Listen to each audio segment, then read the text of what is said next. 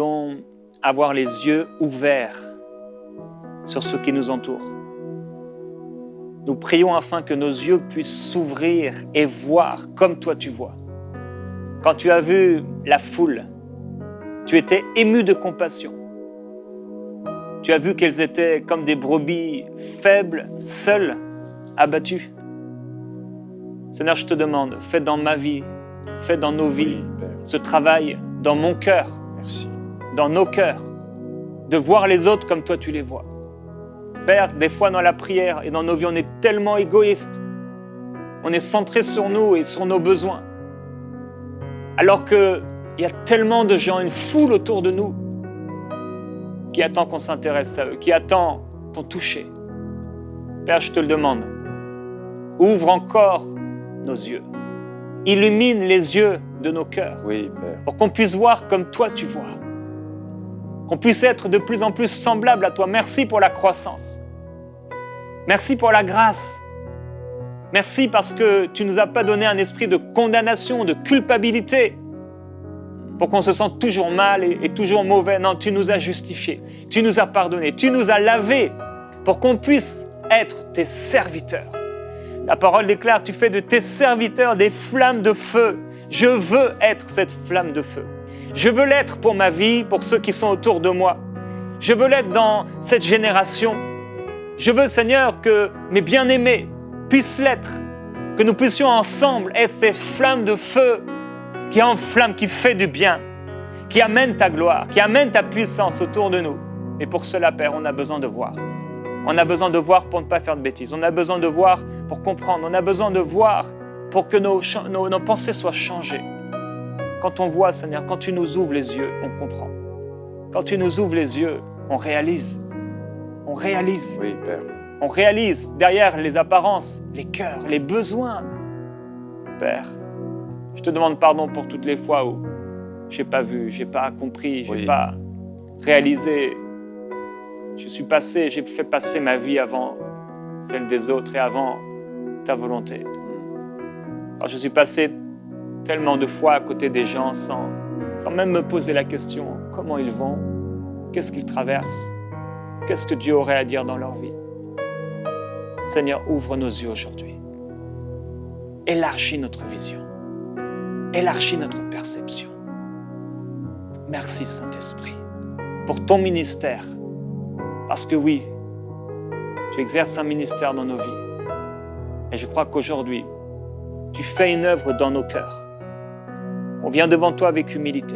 Oui, Père. Vraiment. On ne croit pas qu'on a tout compris. On ne croit pas qu'on a l'expérience suffisante ou je ne sais quoi. Seigneur, on n'a rien sans toi. On vient devant toi comme des enfants. Fais ce que tu veux. Oui, Père. De nous. Ouvre nos yeux seulement afin qu'on puisse voir comme toi tu vois. Et merci ensuite parce que tu nous donnes ta parole. Et on peut être une bénédiction. Merci Seigneur. Nous t'aimons. Qu'en cette journée, que demain, cette semaine, nous puissions voir comme toi tu vois. Amen. Gloire à Dieu. Gloire à Jésus-Christ. Alléluia.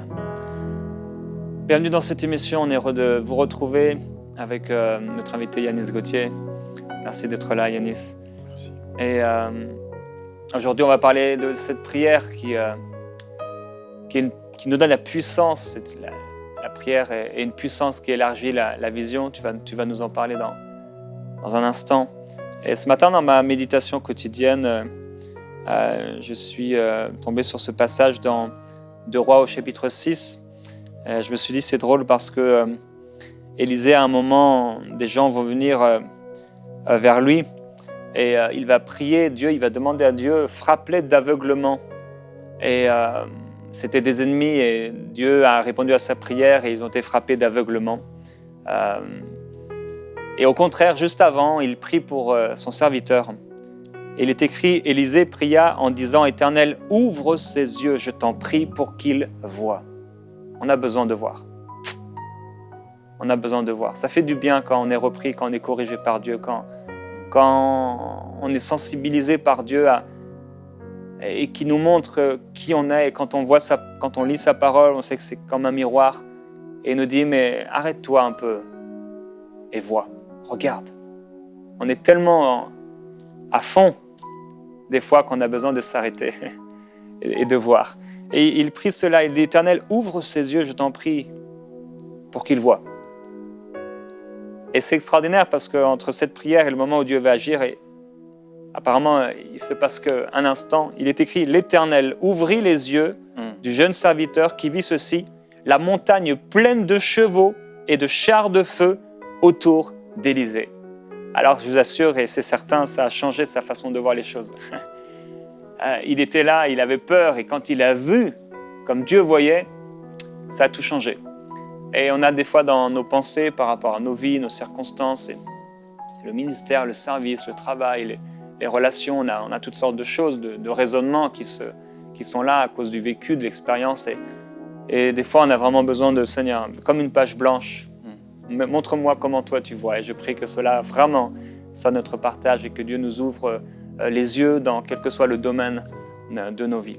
Alors, Yanis, aujourd'hui, tu avais à cœur de partager justement sur cette puissance de la prière qui élargit la vision. Comment ça se passe et quel est le but? Oui, c'est bien d'associer la prière et la vision, parce que la vision de Dieu ne se reçoit pas en regardant la télévision. C'est dans la prière que Dieu vraiment élargit notre vision. C'est dans la prière que Dieu nous revêt de sa puissance. C'est dans la prière qu'il met ses plans et ses projets dans notre cœur. C'est dans la prière que nous apprenons à comprendre quelle est la volonté de Dieu. Et on vit dans un monde qui est profondément centré sur lui-même. Et quelqu'un a dit que l'arme la plus cruelle du 21e siècle, c'est l'indifférence. L'indifférence. En tant qu'enfant de Dieu, on ne peut pas être indifférent à ce qui touche le cœur de Dieu. Et en l'occurrence, ce qui plaît à Dieu, ce n'est pas une cathédrale en cristal avec des fauteuils en cuir. Non, la seule raison qui déclenche une fête dans le royaume de Dieu, c'est lorsqu'un pécheur revient à la maison, lorsqu'il se repent et se tourne vers lui. Ça, c'est le souhait de Dieu.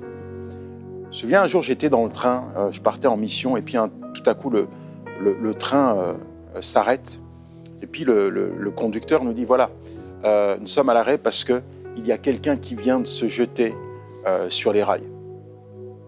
Moi, personnellement, c'est la première fois que je vis une telle tragédie. Et on est à l'arrêt, on attend les secours, et tout à coup, il y a le contrôleur qui fait son apparition, et il est pris à partie. Tout le monde est en colère, pas parce qu'il y a quelqu'un qui est mort, non, parce qu'ils ont une correspondance, parce que ils vont être en retard à leur travail, etc. Et là, je me dis, mais quelle indifférence! Il y a quelqu'un qui est mort, il y a quelqu'un qui avait une famille, il y a quelqu'un qui avait un problème, et pour mettre fin à sa souffrance, eh bien, il s'est donné la mort. Lorsque je rentre à Paris, je fais part de cette situation à quelqu'un qui travaille également dans le réseau parisien, au niveau du train. Il me dit, tu sais Yanis, ça m'est arrivé cette histoire. Et alors que j'étais à l'arrêt et j'attendais les secours, il y a une dame qui est venue me voir et elle m'a dit qu'elle allait être en retard à son rendez-vous. Et là, mon collègue m'a dit, je lui ai rétorqué que eh bien, j'attendais les pompiers, que je ne pouvais rien faire d'autre. Et elle m'a dit, elle lui a dit en fait, mais vous pouvez avancer, il est mort, ça ne changera rien.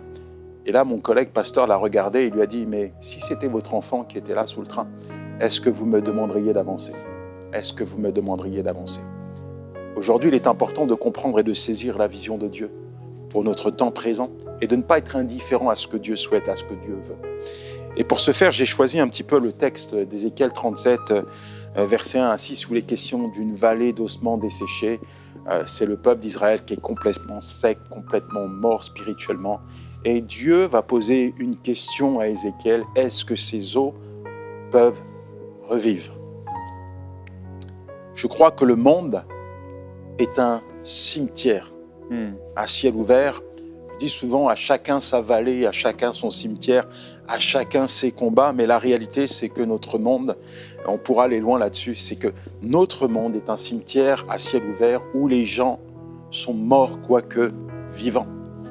Et Dieu nous pose une question aujourd'hui, maintenant, est-ce que je suis capable d'apporter la vie là où il y a la mort?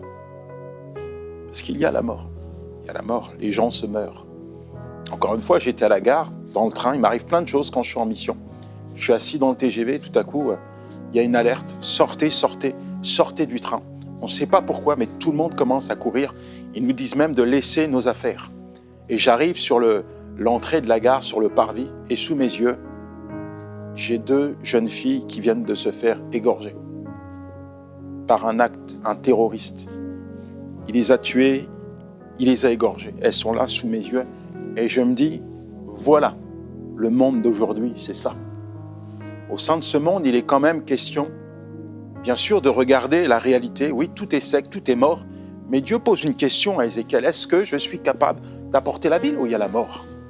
Et j'aime tellement ce texte dans Matthieu 28, verset 19, où il est question que Jésus va dire à ses disciples, allez, faites de toutes les nations des disciples, les baptisant au nom du Père, du Fils et du Saint-Esprit. Là, à cet instant, Jésus est en train de donner une mission, une vision à ses disciples. Je n'étais pas né à cette époque. Tu étais né, toi? Non. Mais si j'avais été là, j'aurais peut-être dit au Seigneur, excuse-moi, mais comment on va faire? C'est vrai, tu nous dis de faire de toutes les nations des disciples, comment on va faire? On est à Jérusalem, comment on va faire pour aller aux États-Unis, au pôle Nord, en Australie, en Nouvelle-Calédonie, en Martinique, à l'île Maurice? Comment on va faire? Il n'y a pas Internet, il n'y a pas EMCI, il n'y a pas de télé, il n'y a pas de médias, mais comment on va faire? Il n'y a pas de train, il n'y a pas d'avion, comment on va faire? Jésus donne une vision à ses disciples, mais pour eux, c'est impossible. Il va leur donner la solution. Mais vous recevrez une puissance, le Saint-Esprit survenant sur vous, et vous serez mes témoins à Jérusalem, dans toute la Judée, dans la Samarie, et jusqu'aux extrémités de la terre. Et ça, c'est important de saisir que seul le Saint-Esprit est capable de nous apporter la vision de Dieu pour aujourd'hui. Et parfois, la vision de Dieu, on ne peut pas la saisir. Pourquoi? Parce que des fois, elle nous dépasse ou des fois, on n'a même pas envie de la saisir. Parce que notre vision est simplement centrée sur nos intérêts. Aujourd'hui, c'est une réalité. Moi, j'aime l'Église. Je suis né à l'Église, je veux mourir à l'Église. Il y en a une chanteuse qui disait « Je veux mourir sur scène, moi je veux mourir à l'Église en prêchant l'Évangile, Dieu me reprend. » Et je dois te dire, Jérémie, que c'est vrai, tout le monde il est beau, tout le monde est gentil à l'Église, on passe du temps ensemble, on prie les uns pour les autres. Et à force de rester à l'Église, j'ai perdu la vision de Dieu. J'étais centré sur moi-même, j'étais devenu obèse, une obésité spirituelle. L'Église, c'était devenu un jacuzzi, un spa. Je me sens tellement bien. Oh, je vois des choses extraordinaires. Merci Seigneur, tu nous as accordé de l'argent pour acheter une télé, pour mettre en place les médias. Merci parce que tu as répondu à ces besoins. Fais-moi du bien, fais-moi du bien. Oh, il y a une bonne parole, je me suis fait du bien aujourd'hui, le pasteur il a bien prêché. Moi. Toute la semaine, c'est les chrétiens, j'appelle les chrétiens. Oh, mon frère prie pour moi. En fait, ma vie, elle est dans l'Église. Et puis un jour, Dieu me conduit dans une mission d'évangélisation et je parcours les rues et je vois des filles qui se prostituent derrière des vitres. Je vois des gars qui sont en train de se défoncer la tête dans des quartiers, dans des cités. Je vois des gens de mauvaise vie. Mais je dis à Dieu, mais pourquoi tu m'amènes là? Mes yeux sont purs, ils sont faits pour voir ta gloire. Mes mains sont sanctifiées, mes pieds aussi. Je ne peux pas aller dans cette vallée. Moi, ma place, c'est à l'église, là où règne ta présence. Et le Seigneur me dit, tu vas rester ici parce que je veux simplement te rappeler ce que tu as oublié. Simplement te rappeler ce que tu as oublié. Jérémie, à partir de là, ce bocal, là, cette zone de confort dans laquelle je m'étais installé, je l'ai brisé. Je l'ai détruit. Je n'en veux plus. Et je suis entré dans la vision de Dieu. Et aujourd'hui, je fais face à un monde qui est dans le déclin et je fais face aussi à des gens qui ont besoin de comprendre qu'ils ont un rôle à jouer maintenant. C'est pas la peine de se poser trop de questions. On peut toujours absorber les mines et une stratégie pour une évangélisation efficace. Mais si tu passes pas du temps dans la présence de Dieu, si tu ne laisses pas le Saint-Esprit investir dans ta vie, te revêtir de sa puissance, tu peux toujours parler, ça ne sert à rien. Seul le Saint-Esprit est capable de toucher les cœurs, de changer les vies, de révolutionner une personne. Jésus-Christ a dit, allez jusqu'aux extrémités de la terre. Aujourd'hui, il y a tellement de gens qui prêchent l'évangile. Il y a une conversion. Merci Seigneur pour la conversion. Et puis après, ils vont et disent, Seigneur, selon ta parole, je suis un évangéliste. Envoie-moi au pôle Nord. Mon frère, avant de demander à Dieu de t'envoyer aux États-Unis, commence déjà à dépasser l'extrémité de la terre de ton cœur. Ça, c'est le minimum. Et c'est quoi l'extrémité de la terre de ton cœur? Ça peut être ce religieux, ce barbu à qui tu n'as pas envie de parler. Tellement il te rebute, il te répugne. Ça peut être les mecs qui sont en train de vendre de la drogue, les alcooliques en bas là, dans ta cité que tu croises tous les jours. Ça peut être ton voisin, ça peut être ton collègue de travail, ça peut même être un membre de ta famille. En fait, c'est la personne qui te coûte quelque chose, qui te demande un effort, qui doit t'amener à dépasser tes limites, mais ces limites, tu ne veux pas les franchir. Parce que ça te coûte quelque chose, tu te mets en avant, tu as l'impression d'être livré. Et pourtant, c'est ce que Dieu veut. On prie, Seigneur, fais des miracles, fais des signes, fais des prodiges. Et puis, dans nos églises, puis on dit, mais Seigneur, il ne répond pas, qu'est-ce qui se passe? Dieu n'est pas mort, Dieu n'est pas au chômage. Mais je vais te dire quelque chose, Jérémie. Quand tu vas dans la vallée, là, où il y a des morts, des blessés, là où le combat fait rage, là où l'ennemi détruit et égorge, et tu commences à proclamer le message de l'Évangile. Tu vois Dieu venir ratifier, confirmer la parole de l'Évangile par des signes, par des miracles et par des prodiges. Je me souviens d'une fois, j'étais en prison et je prêche l'Évangile. Et à la fin, il y a quelqu'un qui se lève et il dit « Je suis arrière-petit-fils de sorcier. Toute ma vie, j'ai cru que j'étais destiné à servir les puissances occultes. À un tel point que il y a quelques mois en arrière, mon épouse et moi, nous avons décidé d'offrir notre bébé en sacrifice vivant au diable. Nous avons enterré notre enfant sur la plage. Un chien a reniflé son odeur, l'a déterré. L'enfant n'était pas mort. C'est pour ça que je suis en prison. Et il dit, mais monsieur le pasteur, je dois vous dire que, alors que vous étiez en train de prêcher l'évangile, j'ai senti quelque chose venir parler à mon cœur. En fait, j'ai senti Dieu venir m'interpeller, me parler, me convaincre qu'il avait des plans et des projets pour moi, que je n'étais pas destiné à être l'esclave du diable, qu'il voulait m'affranchir de cette réalité et me sauver. Alors je vais lui donner ma vie. Il y a tellement de belles choses, tellement de grandes choses, tellement d'actions divines qui se passent, qui se manifestent lorsque nous entrons dans la vision de Dieu. Alors, Dieu pose une question à Ézéchiel, est-ce que je suis capable?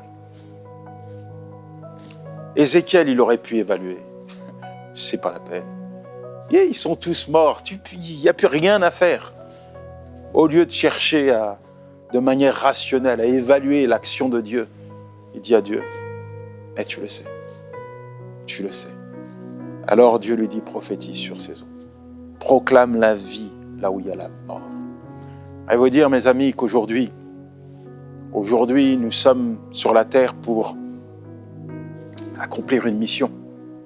Pas question de rester assis sur notre canapé à chauffer les chaises de l'église. Dieu ne cherche pas des ventilateurs spirituels. Dieu cherche des acteurs de son royaume. Ce que Dieu veut, c'est des gens qui se lèvent, c'est une armée qui s'engage. Dieu ne sponsorise pas les déserteurs. Dieu veut des combattants, des soldats. C'est bien beau de proclamer l'évangile dans l'église, mais c'est encore mieux de l'annoncer dans les ténèbres. Oui, c'est là que nous devons apporter la lumière. C'est là que Dieu brille dans les cœurs. C'est là que Dieu change et transforme les vies. Le combat spirituel, il fait partie intégrante de notre vie. Aujourd'hui, le Seigneur nous appelle à nous lever comme un seul homme, à nous tenir à la brèche en faveur du pays, à proclamer la vie là où il y a la mort au sein de ce monde, où on voit tout un tas de choses, des guerres, des bruits de guerre, des actes terroristes, des choses terribles qui se passent sous nos yeux. Et c'est là, dans ce monde, dans ce décor, que nos enfants vont grandir Et on ne peut pas rester insensible à la volonté de Dieu. Dieu attend quelque chose aujourd'hui de nous, un mouvement vers l'avant.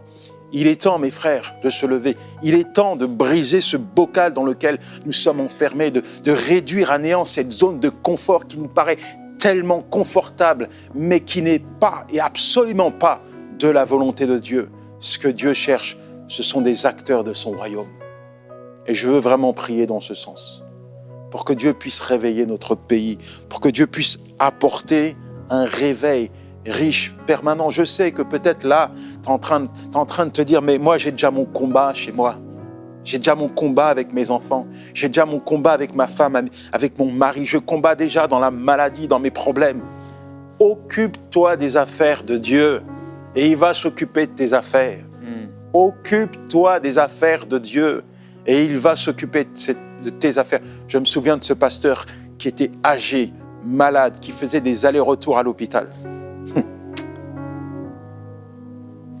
Au moment de la prière, il se lève. Prie pas pour sa maladie. Non. Prie pas de manière égoïste. Il dit, Seigneur, donne-moi juste encore 1 heure. Juste encore 1 heure pour parler de toi à une personne.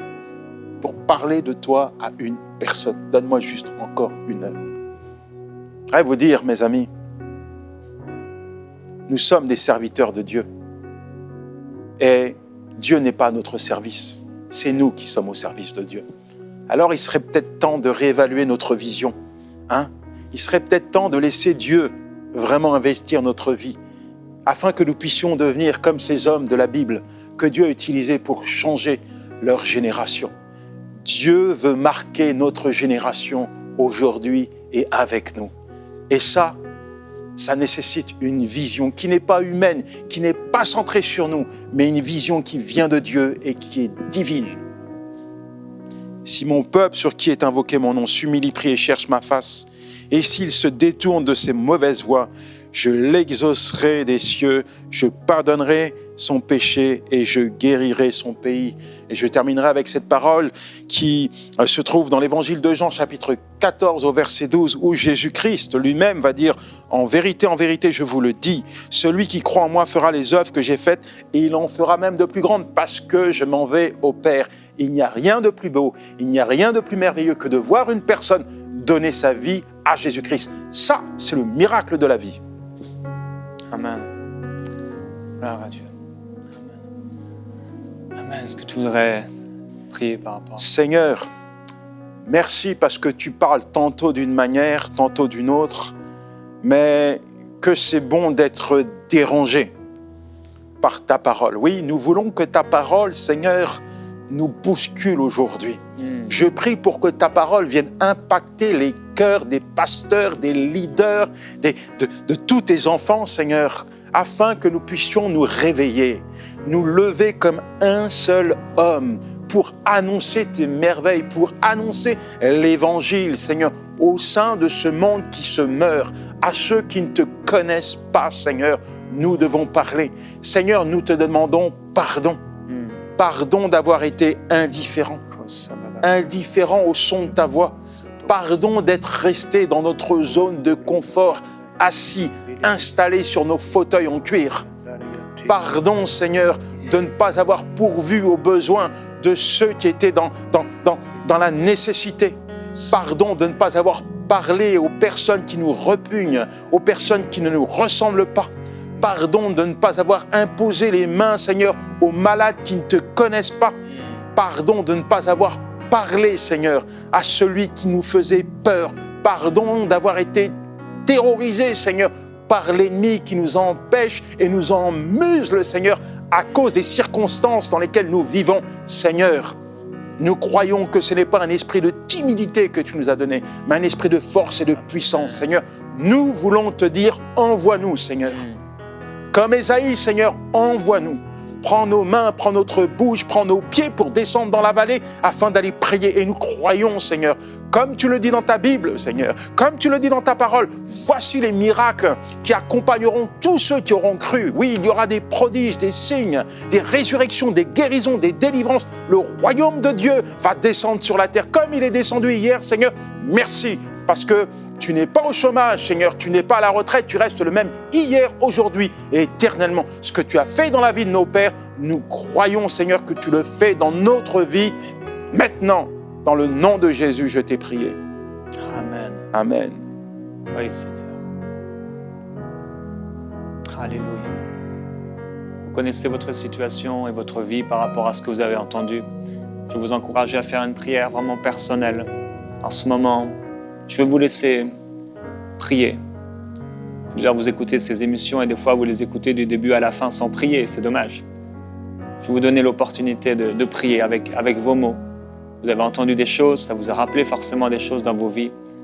Que vous puissiez prier avec vos mots, selon ce que le Saint-Esprit a montré. Et vous humilier devant lui. Demandez qu'il vous envoie et qu'il vous ouvre les yeux. Alléluia. Merci Saint-Esprit. Oui Seigneur, fais-le. Saint-Esprit.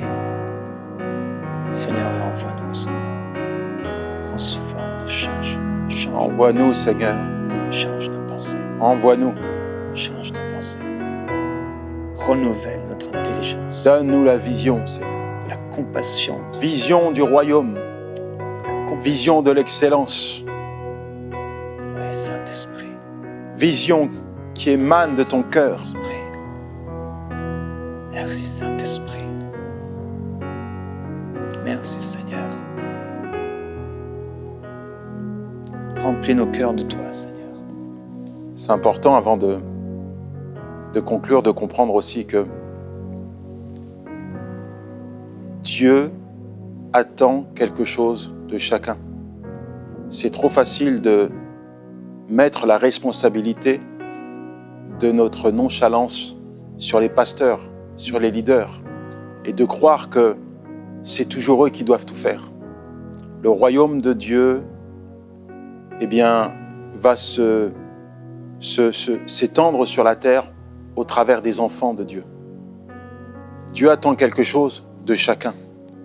Et la marque même de la maturité spirituelle, c'est lorsqu'on commence à prendre notre responsabilité. J'assume ce que tu me demandes de faire. C'est bien d'accepter Jésus-Christ pour le salut, mais c'est aussi bien d'endosser la responsabilité qu'il y a derrière. Nous avons été sauvés pour être à son service. Dieu veut nous utiliser pour sauver d'autres personnes.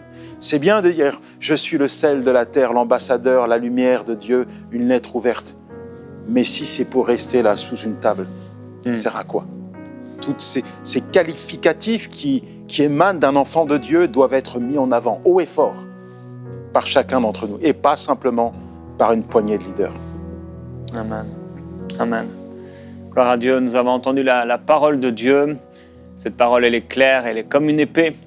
Et elle vient séparer ce qui est de Dieu, ce qui n'est pas de Dieu. Elle vient nous débarrasser de l'égoïsme. Je prie vraiment que nous puissions être des gens qui n'oublient pas la parole, mais qui la mettent en pratique, au lieu de par des raisonnements qui sont faux, être empêchés d'obéir à la parole de Dieu. On vous dit à demain dans Prière Inspirée.